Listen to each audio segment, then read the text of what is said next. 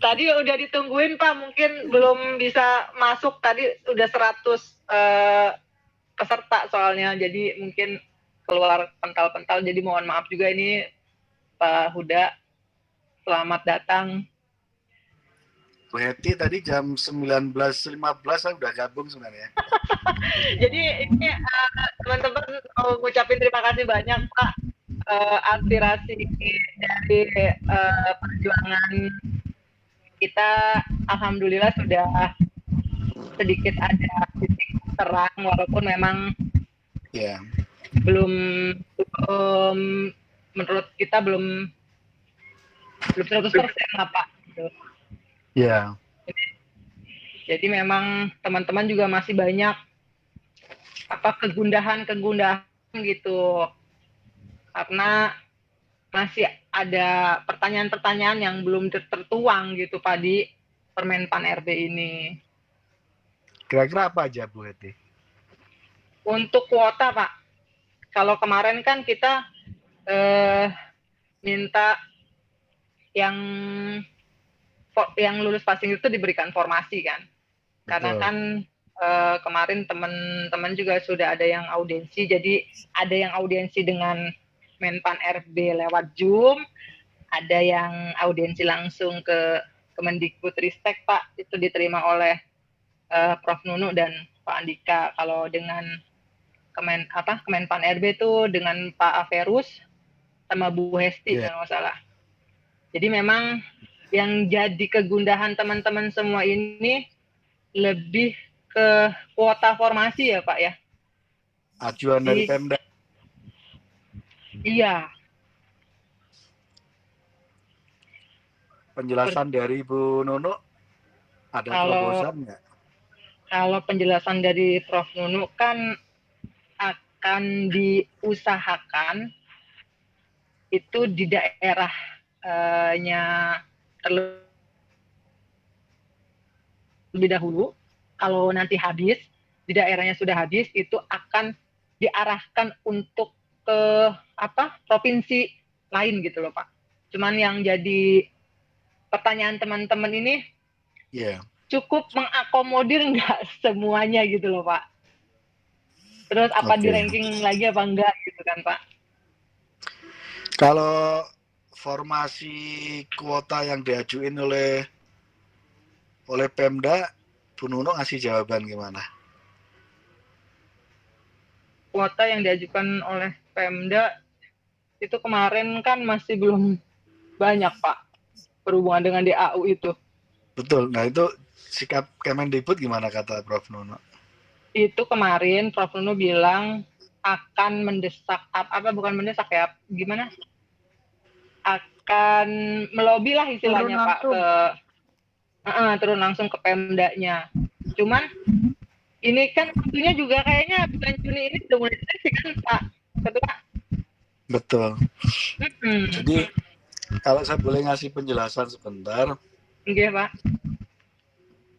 Saya agak lama berdiskusi dengan Prof Nunu, terus kemudian beberapa teman di Kemendikbud yang kira-kira butuh sifatnya terobosan-terobosan. Nah, beberapa yang saya anggap perlu terobosan itu salah satunya adalah yang pertama,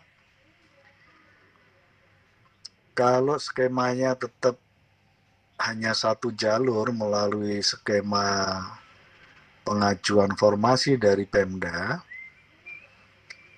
memang pasti tidak akan maksimal. Nah, waktu itu saya sarankan bagaimana berkompromi dengan Kemenpan RB dan BKN supaya penetapan formasi itu ya sudah langsung saja oleh Kemendikbud, oleh pusat, supaya ini juga memudahkan nanti menyangkut soal penempatan dan memudahkan semua skema yang sekarang sedang didorong oleh teman-teman di tingkat pusat. Karena prinsipnya tingkat pusat sudah clear sebenarnya sekarang. Oh iya. Semua yang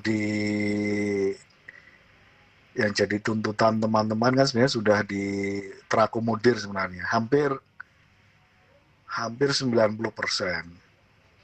Nah, pada level teknis yang memang mohon maaf saya masih agak khawatir di level-level teknis itu sampai kemarin tuh simulasinya itu belum bisa sampai 100% untuk bisa melaksanakan beberapa hal yang kemarin menjadi tuntutan teman-teman. Nah, karena belum bisa sampai 100% itulah lalu memang masih ada perlu terobosan-terobosan. Misalnya menyangkut yang tadi yang pertama. Soal ya udah pengajuan formasi kalau Pemdanya rumit udah pusat dikasih kewenangan deh gitu. Diskresi misalnya gitu. Iya.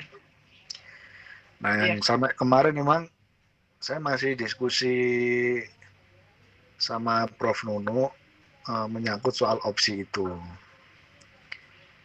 Makanya saya penasaran tadi saya tanya, apakah sudah ada jawaban tegas nggak dari Prof. Nuno menyangkut soal formasi itu bisa nggak ditarik pusat punya kewenangan.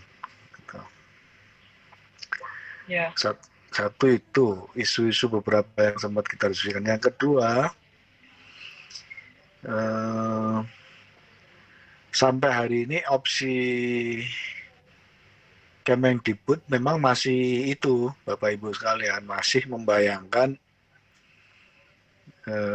ketika kuota terbatas di daerahnya, misalnya di kecamatan, di kabupatennya, misalnya taruhlah habis, opsi berikutnya kan di kabupaten tetangga. Nah, ketika formasi ini juga habis, memang ada potensi Bapak Ibu harus bertugas sampai pada konteks di luar provinsi. Nah, itu yang kemarin saya tetap pada posisi tidak setuju. Ya bagaimana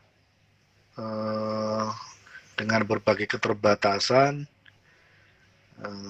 tiba-tiba teman-teman harus pindah ke lokasi penempatan gitu. Nah, kemarin simulasinya belum ketemu itu, Bu Heti dan teman-teman.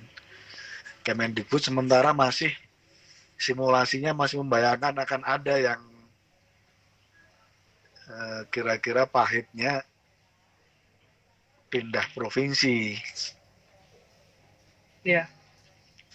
Kemarin udah disampaikan Pak. Walaupun saya waktu itu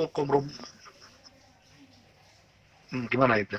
Untuk simulasi itu kemarin disampaikan, jadi memang akan dicarikan kalaupun di daerah itu sudah habis Pak, itu akan dicarikan di daerah lain, otomatis itu dipindahkan, tapi nanti untuk beberapa waktu itu bisa pindah kembali ke daerah. Yang jadi pertanyaan saya justru karena kan di P3K itu kan sistemnya kontrak ya Pak ya, dan kontrak itu juga kan betul ada yang setahun, kemarin tuh ada yang 2 tahun, ada yang 5 tahun, ada yang nggak serempak juga, sebenarnya kan harusnya per 5 tahun.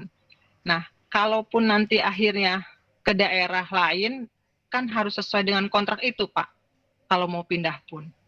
Betul, menyesuaikan di kabupaten bersangkutan. Nah, jadi kan nggak semudah itu juga kan Pak, kalau misalkan pindah juga gitu, menurut saya sih kayak gitu. Itu yang saya pertanyakan juga ke Bu Nuno dan Pak Iwan, bahwa opsi itu rumit diimplementasikan. Di atas kertas di simulasi itu mungkin bayangannya karena nggak ada kuota di kabupatennya lalu digeser. Itu nggak semudah itu, karena Pemda yang bersangkutan ketika P3K yang diangkat bukan KPB di kabupatennya, itu rumit. Bukan putra daerah juga gitu Pak ya. Betul, itu rumit itu, nggak mudah. Mm-mm. Itu saya membayangkannya itu bisa delay-nya bisa bertahun-tahun itu. Nah karena itu waktu itu opsi saya memang masih pokoknya harus tetap di kabupatennya gitu. Pahit-pahitnya itu bukan antar kabupaten tapi antar kecamatan. Iya. Masih seprovinsi lah gitu ya Pak ya. Minimal. Kalau, kalau seprovinsi masih rumit Bu, Mm-mm. karena pindah kabupaten saja itu bupatinya udah punya Anggaran masing-masing ya Pak. skema sendiri, Mm-mm. punya kepentingan ini sendiri, itu rumit dah. Nah itu dia Pak. Makanya saya Rumit, juga rumit. kemarin agak bingung sih kalau misalkan pindah daerah kayak gitu. Terus itu Mm-mm. kan otomatis SK-nya dari daerah yang kita tempatin kan Pak, bukan SK daerah Betul, asal. Otomatis kan pendanaan juga dari daerah tersebut. betul, Logikanya istilah kita bukan putra daerah situ gitu.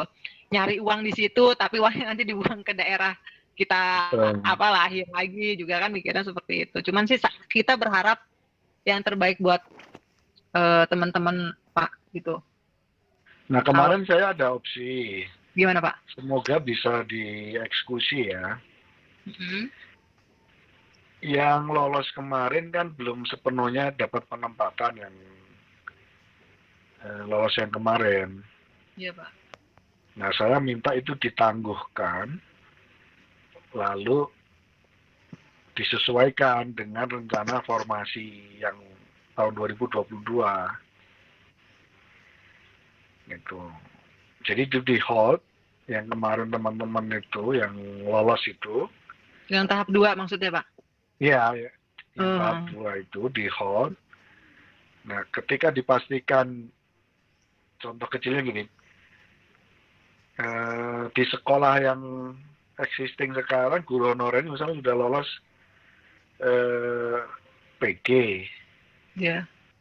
Nah penempatan yang kemarin itu belum, udah langsung aja gitu. Itu bisa mengurangi hampir 35% mengurangi potensi untuk teman-teman kita untuk tidak sampai pindah ke kabupaten lain gitu. Mm-hmm. Nah yang lolos